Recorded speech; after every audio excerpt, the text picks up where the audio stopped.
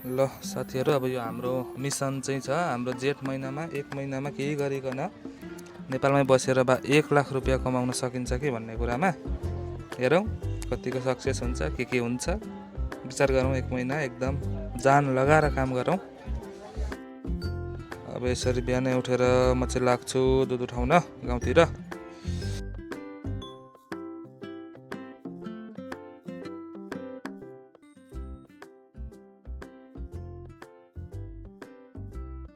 ल यसरी दुध उठाइसकेपछि अब यो बोतलमा हालेर घरमा एकदम लगेर फुत्त दिनको लागि रेडी बनाइन्छ यसलाई। यसरी भरेर बोतलमा ठ्याक 1 लिटर आधी लिटर कति चाहिने हो भन्ने हिसाबले भरेर रेडी भयो। ल अनि यसरी दुध चाहिँ रेडी भयो हाम्रो लिएर जानलाई। ल अब दुध उठाएर चाहिँ एकदम जानलाई रेडी भयो। अब यो क्यामेराको ब्याट्री अलिक कम्ती थान्छ र छिटियो काट्ने चाहिँ मैले अहिले अब गर्न छैन, भोलि पार्ट 2 मा काटेको चाहिँ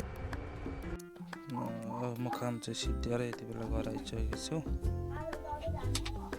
त्यस पछाडि हाम्रो माइजू बिरामी माइजूलाई अटोमा खातखुत पारेर मैले लिएर हिँडेँ। म लागेँ बिर्तामोडतिर। त्यहाँबाट सरर गइँदैछ बिर्तामोड। लाग्यो बिर्तामोड, लाग्यो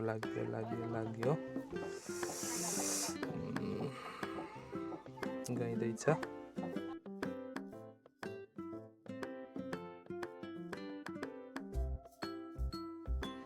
त्यहाँबाट बिर्तामोड पुग्यो, मुक्ति चोक पुग्यो। अब मुक्ति चोकमा मूर्ति नै छैन, त्यहाँबाट सिधै पुग्यो बिर्ता सिटी हस्पिटलमा माइजूहरूलाई त्यहाँ यसो चेक जाँच गर्नलाई गरियो। त्यस पछाडि डाक्टरले भन्यो अब केही पनि छैन त्यस्तो बिरामी खासै भनेपछि हामी फर्केर आइयो। चाराले आइपुग्यो निर्माणाधीन महेन्द्र राजमार्ग आउँदै सरर आइयो, धुलाबारी आइपुग्यो है। त्यहाँबाट गफ गर्दै आन्टीहरूसँग आयो हाम्रो निन्दा पुल, एजेन्सी होटल। त्यस पछाडि हामी आइपुग्यौँ इटाभाटा अनि हामी खाजा खान थाल्यौँ है। अनि खाजा खाएर त्यहाँ फेरि अरू माइजू बहिनीलाई पनि भेटायौँ, ल्याएर माइजू बहिनीलाई घरमा छोडिदियौँ, माइजूलाई पनि ल्याएर घरमा छोडिदियौँ। अनि त्यहाँबाट अब चाहिँ घर जानु पर्ला भन्दै थिएँ। फेरि एकजना बिरामी लिएर हस्पिटल जानु पर्यो। हस्पिटलबाट राति ल्याएर 2जना फेरि बिरामीलाई घर छोडिदिएँ। त्यस पछाडि